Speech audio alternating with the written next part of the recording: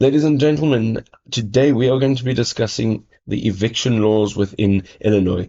So if you are interested in learning more, stay tuned because this guide aims to simplify those laws so that it's easy to understand. So without further ado, let's get into it. The first thing we need to discuss is what an eviction actually is. So an eviction is the legal process of removing a tenant from a rental property. Landlords cannot forcibly remove tenants or change locks. They must go through the court system if a tenant refuses to leave after a lease violation. Let's sum up a few legal reasons for an eviction.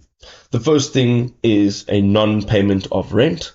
The next thing that can be considered is non-compliance, which is a 3-day notice that can be issued for lease violations such as unauthorized pets or any other agreements broken.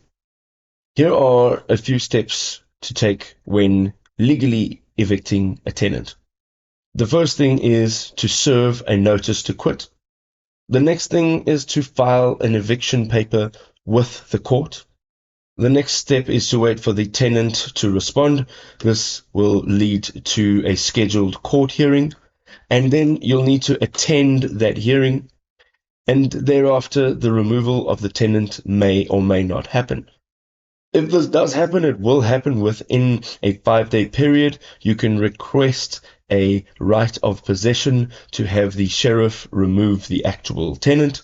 And the last thing to note is a security deposit may not cover all damages. So if not awarded during the hearing, you can pursue unpaid rent and court fees in small claims court. Now, if this was a helpful guide, please do show your support by dropping us a like, and we'll see you in another video.